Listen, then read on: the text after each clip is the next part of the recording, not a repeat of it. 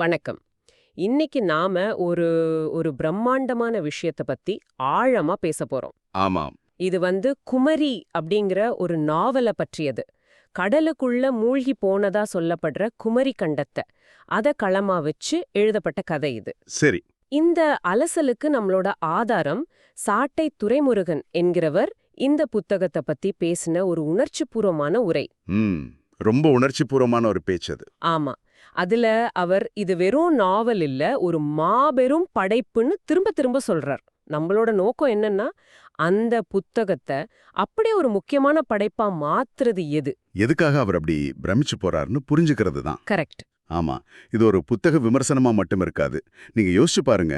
நம்மகிட்ட ரொம்ப குறைவான வரலாற்று ஆதாரங்கள் இருக்கும்போது கிட்டத்தட்ட இல்லாத ஒரு உலகத்துக்கு எப்படி உயிர் கொடுக்க முடியும்? தொல்லியல் சான்றுகளே இல்லாத ஒரு கருத்தை ஒரு எழுத்தாளர் தன்னோட கற்பனையால எப்படி ஒரு உயிரோட்டமான உலகமா மாத்துறாருங்கிறத புரிஞ்சுக்க இந்த உரையாடல் உங்களுக்கு உதவும். சரி, அப்ப அந்த சவால்ல இருந்தே ஆரம்பிக்கலாமா? ஆரம்பிக்கலாம். இந்த நாவலை எழுத கீரா 8 வருஷம் எடுத்துக்கிட்டாருன்னு அந்த பேச்சாளர் சொல்றாரு. 8 வருஷம். அதுவே ஒரு பெரிய விஷயம். அதுவே பெரிய விஷயம்தான். ஆனா அதை விட எனக்கு ஆச்சரியமா இருந்தது, அவர் எதுல இருந்து இந்த கதையை உருவாக்குனாருங்கிறது தான். அங்கதான் விஷயமே இருக்கு.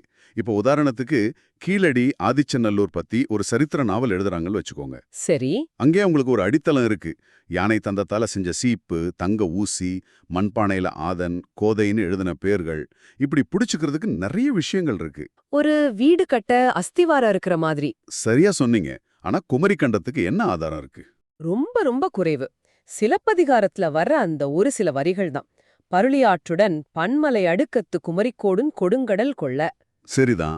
அந்த ஒரு வரிய மட்டும் வச்சுக்கிட்டு ஒரு முழு நாகரிகத்தை, அவங்களோட மொழி, அவங்க பயன்படுத்தின கருவிகள், அவங்களோட நீர் மேலாண்மை, சமூக அமைப்புன்னு எல்லாத்தையும் உருவாக்கணும். ஆமா.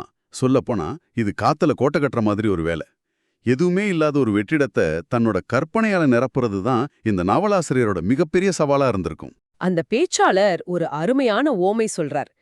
மத்த திறனாய்வாளர்கள்லாம் கடலுக்குள்ள முழு கவசத்தோட போற ஸ்கூபா டைவர்ஸ் மாதிரி உள்ள போய் அதோட அழக விவரிக்கிறாங்க. ஆனா நான் கரையில நின்னு அடேங்கப்பா எவ்ளோ பெரிய கடல்னு பிரமிக்கிற ஒரு சாதாரண ஆள்னு சொல்றார். அந்த பிரமிப்பு தான் இந்த நாவலோட மையமா இருக்குன்னு எனக்கு தோணுது. நிச்சயமா. அந்த பிரமிப்பு வாசகர்களுக்கும் கடத்தப்படுது. ஆதாரங்கள் இல்லாத ஒரு வெற்றிடத்தை நம்பகமான கற்பனையால் நிரப்பும் போதுதான் ஒரு படைப்பு உண்மையிலேயே பிரம்மாண்டமாகுது. சரி, அப்போ அந்த உலகத்தை எப்படி ஆசிரியர் கட்டமைச்சிருக்காருன்னு கொஞ்சம் பாப்போம். கண்டிப்பா. அதுல வர்ற கற்பனை வளம் அபாரமானது. ஆரல் நங்கைன்னு ஒரு கதாபாத்திரம். ஒரு பெரிய ஆமை மேல ஏறி பயணம் செய்து அந்த ஆமைக்கு பேரு உருவன்.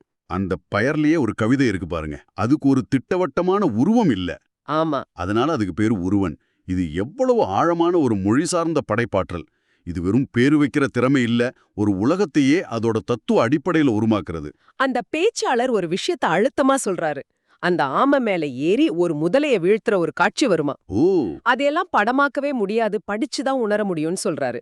சில விஷயங்கள் எழுத்துல மட்டும்தான் சாத்தியங்கிறதுக்கு இது ஒரு நல்ல உதாரணம். இதுல இன்னொரு சுவாரஸ்யமான விஷயம் என்னன்னா, அந்த உலகத்துல இருக்கிற உயிரினங்கள். சிம்மையாளி. ஆமா, சிம்மையாளின்னு ஒரு விலங்கு. சிங்கத்தோட தலையும் யானையோட உடம்பும் கொண்ட ஒரு விலங்கு. நம்ம கோயில்கள்ல யாழி சிற்பங்களை பார்த்திருப்போம். அது ஒரு கற்பனையான விலங்குன்னு தான் நம்ம நினைப்போம். ஆனா அந்த பேச்சாளர் என்ன சொல்றாருன்னா, சொல்லுங்க. ஆசிரியர் அந்த சிற்பங்களை பார்த்து, ஒருவேளை இந்த விலங்கு உண்மையிலேயே குமரி கண்டத்துல வாழ்ந்திருக்குமோன்னு கற்பனை பண்ணி இந்த சிம்மையாளிய உருவாக்குனார்னு சொல்றார். இதுதான். இத ஒரு கலாச்சார பின்பொறியியல்னு கூட சொல்லலாம். அதாவது கல்ச்சுரல் ரிவர்ஸ் என்ஜினியரிங். அப்படியா? ஆமா. ஒரு புராண கதையிலயோ சிற்பத்திலேயோ இருக்கிற ஒரு விஷயத்தை எடுத்துக்கிட்டு அதுக்கு ஒரு நம்பகமான வரலாற்றையும் அது வாழ்ந்ததுக்கான ஒரு புவியியல் சூழலையும் உருவாக்குறது. இது வெறும் கற்பனை இல்ல, இது ஒரு கலாச்சார மீட்டுருவாக்கம். அது மட்டும் இல்ல, அந்த உலகத்துல எல்லாத்துக்கும் ஒரு தர்க்க ரீதியான தொடர்பு இருக்கு. அந்த நாவல்ல வர்ற மனிதர்கள் 10லிருந்து 15 அடி உயரம் இருப்பாங்களாம். ஆமா. அதனால அவங்க இந்த சிம்மையாழி மாதிரி ஒரு பெரிய மிருகத்தை அடக்கி ஆள்றது சாத்தியம்தான். சும்மா யதார்த்தத்துக்கு மீறின கற்பனையா இல்லாம அந்த கற்பனை உலகத்துக்குள்ள ஒரு யதார்த்தத்தை உருவாக்குறார். சரியா சொன்னீங்க. ஒவ்வொரு கற்பனைக்கும் ஒரு தர்க்க ரீதியான அடித்தளம் இருக்கு. இந்த மாதிரி ஒரு பிரம்மாண்டமான கற்பனை உலகத்தை உருவாக்குறது ஒரு பக்கம். ஆனா அந்த உலகத்துல வாழ்ந்த சமூகம் எப்படி இருந்ததுன்னு சொல்றது தானே ஒரு படைப்போட ஆன்மா. அந்த விஷயத்துல இந்த நாவல் என்ன சொல்லுது? அதுதான் இன்னும் ஆச்சரியமான பகுதி. அந்த சமூகம் ஒரு மேம்பட்ட நெறிசார்ந்த சமூகமா இருந்ததா நாவல் விவரிக்குது. குறிப்பா அவங்களோட நீர் மேலாண்மை அத பத்தி அந்த பேச்சாளர் ரொம்ப ஆச்சரியமா பேசுறார். ஆமா, அது நான் கவனிச்சேன். 90,000 ஆண்டுகளுக்கு முன்னாடி வாழ்ந்ததா சொல்லப்படுற அந்த சமூகத்துல குடிநீரும் கழிவு நீரும் தனித்தனி கால்வாய்கள்ல போகுமா? ரெண்டும் ஒன்னா கலக்காத அளவுக்கு. ஆமா, ஒரு அற்புதமான திட்டமிடன். அந்த பேச்சாளர் இதை இன்றைய சென்னையோட ஒப்பிடுறார். பல ஆயிரம் கோடிகள் செலவு செஞ்ச பிறகும் ஒரு மழை பெஞ்சா குடிநீரும் கழிவு நீரும் ஒன்னா கலக்கிற நம்ம நகர சூழலை அவர் சுட்டிக்காட்டுறார். அப்போ இது வெறும் கடந்த கால பெருமை இல்ல, நிகழ்காலத்தோட தோல்விகள் மேல வைக்கப்பட்ட ஒரு கடுமையான விமர்சனம். மிகச்சரி. தொன்மத்தை வச்சு நிகழ்காலத்தை கேள்வி கேட்கிற ஒரு முயற்சி இது. அந்த பேச்சாளரோட பார்வையில ஆசிரியர் இதை வெறும் கற்பனையா சொல்லல. அப்போ பண்டைய தமிழர்களோட ஞானத்துக்கும் நவீன நிர்வாகத்தோட தோல்விக்கும் இடையில இருக்கிற முரணை எடுத்துக்காட்ட ஏதோ ஒரு கருவியா பயன்படுத்துறார். அந்த காலத்துல தொழில்நுட்பம் இல்லாம இருக்கலாம், ஆனா ஞானம் இருந்திருக்கு. கரெக்ட். இன்னைக்கு தொழில்நுட்பம் இருக்கு, ஆனா ஞானம் இருக்கான்னு ஒரு கேள்வியே இந்த ஒப்பீடு எழுப்புது. ஆமா, அந்த சமூகத்தோட விழுமியங்களும் ரொம்ப உயர்ந்ததா இருந்திருக்கு. அது ஒரு தாய்வழி சமூகம். பெண்கள் கொண்டாடப்பட்டிருக்காங்க, வேளாண்மை, போர் முறைகள், மொழின்னு எல்லாத்துலயும் சிறந்து விளங்கியிருக்காங்க. எனக்கு ரொம்ப பிடிச்ச ஒரு விஷயம் அவங்க இயற்கைய மதிக்கிற விதம். 1000 பேர் உட்கார்ந்து வாசிக்கிற அளவுக்கு ஒரு பெரிய யாழ் கருவிய செய்றாங்க. ஓ, ஆனா அதுக்காக ஒரு பச்சை மரத்தை கூட வெட்டலையாம். இயற்கையா காஞ்சு போன வயதான மரங்களை மட்டும்தான் பயன்படுத்துறாங்க. இப்போ எல்லாத்தையும் ஒண்ணா இணைச்சு பாருங்க. தாய்வழி சமூகம், இயற்கைய மதிக்கிற பண்பு, மேம்பட்ட நீர் மேலாண்மை தொழில்நுட்பம். ஆமா, இந்த நாவல் சொல்ல வர்றது என்னன்னா, தொழில்நுட்ப வளர்ச்சிக்கும் இயற்கையோட ஏய்ந்து வாழறதுக்கும் எந்த முரண்பாடும் இல்ல. நிஜானிக்கு உண்மையான வளர்ச்சி அங்கிருந்து தான் தொடங்குதுங்கிற ஒரு செய்தியை இது சொல்லுது. ஓ, இது வெறும் கதை இல்ல, புகழ்பெற்ற மேம்பட்ட நெறி சார்ந்த ஒரு தமிழர் கடந்த காலத்துக்கான ஒரு வாதம். கரெக்ட். அந்த சமூகம் கடைசியில அழியறத படிக்கும்போது அது 2009ல ஈழத்துல நடந்த துயரத்தை தனக்கு நினைவுபடுத்துச்சுன்னு அந்த பேச்சாளர் ரொம்ப உணர்ச்சி வசப்பட்டு சொல்றார். ஒரு மாபெரும் நாகரிகம் வீழ்ச்சி அடையறத நிகழ்காலத்தோட ஒரு வள்ளியோட அவர் பொருத்தி பார்க்கறார். அந்த இடத்துல நாம கவனமா இருக்கணும். இது அந்த பேச்சாளரோட தனிப்பட்ட உணர்வுபூர்வமான ஒரு இணைப்பு. அந்த நாவல் பண்டைய வரலாற்றை நிகழ்கால வலிய புரிஞ்சிக்க ஒரு கண்ணாடியா எப்படி பயன்படுதுங்கிறதுக்கு அவரோட பார்வை ஒரு உதாரணம். சரிதான். ஒரு படைப்பு எப்படி ஒவ்வொரு வாசகர்கிட்டையும் ஒவ்வொரு விதமா பேசுதுங்கிறதுக்கு இது ஒரு சாட்சி. சரி, இப்போ அந்த உரையில எனக்கு மிகவும் பிடிச்ச பகுதிக்கு வர்றேன். மொழி. ஓகே. அந்த நாவல் முழுக்க ஒரு பிறமொழி சொல் கூட இல்லன்னு அந்த பேச்சாளர் அடிச்சு சொல்றார். ஒரு வார்த்தை கூடவா? அது எப்படி சாத்தியம்? அது ஒரு எழுத்தாளருக்கு மிகப்பெரிய சாதனை தான். ஆனா இங்கே ஒரு கேள்வி எழும். எனக்கும் அதே கேள்விதான் தோணுச்சு.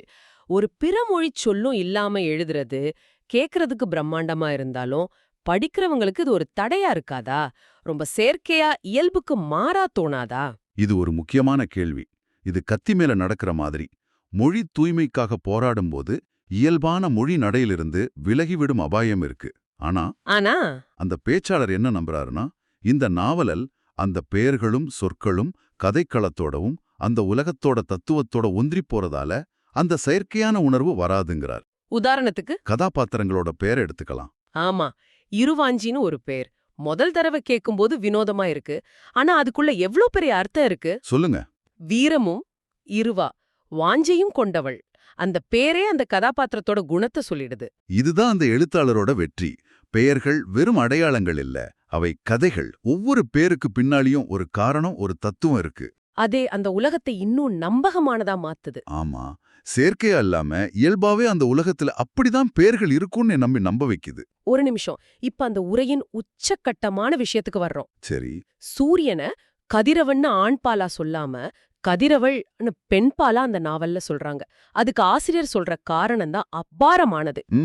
இவ்ளோ சக்தி வாய்ந்த வெப்பமான எல்லா உயிருக்கும் ஆதாரமான ஒரு விஷயம் பெண்ணாத்தான் இருக்க முடியும்னு சொல்றது அது உலகத்தையே தலைகீழா பார்க்க வைக்குது. இதுதான் மையப்புள்ளி. இந்த ஒரு வார்த்தை மாற்றத்தை நம்ம சாதாரணமா எடுத்துக்க முடியாது. நீங்க யோசிச்சு பாருங்க, சூரியன் போன்ற ஒரு அடிப்படை கருத்தோட பாலினத்தை மாற்றும்போது உலகத்தை பற்றி நமது பார்வை எப்படியெல்லாம் மாறும். ஆமா.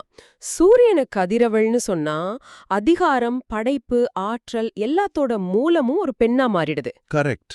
அப்போ அவங்க கடவுள்கள், அவங்களுடைய அதிகார அடுக்குகள், குடும்ப அமைப்பு எல்லாமே இத சார்ந்துதானே இருந்திருக்கணும். ஒரு வார்த்தை மொத்த சமூக அமைப்பையும் மாத்தி யோசிக்க வைக்குது. சரியா சொன்னீங்க. அது வெறும் வார்த்தை மாற்றம் இல்ல, அது ஒரு அண்டவியல் புரட்சி. அந்த ஒரு சொல் அந்த சமூகத்தோட மொத்த தத்துவத்தையும் நமக்கு காட்டுது. ஆமா.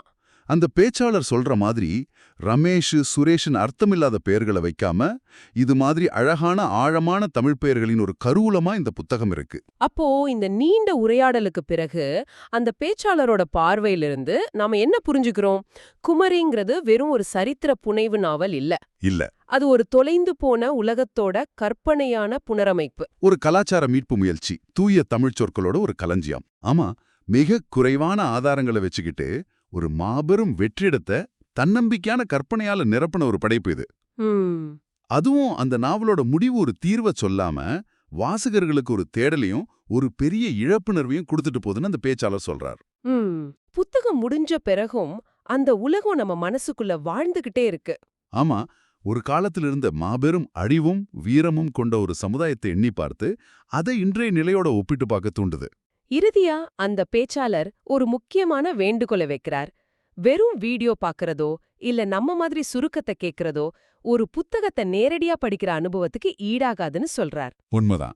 எல்லாரும் இந்த புத்தகத்தை வாங்கி படிக்கணும்னு கேட்டுக்கிறார். இது நம்மளை இப்படி யோசிக்க வைக்குது. சொல்லுங்க. நம்ம விரல் நுனியில உலகம் இருக்குன்னு சொல்றோம்.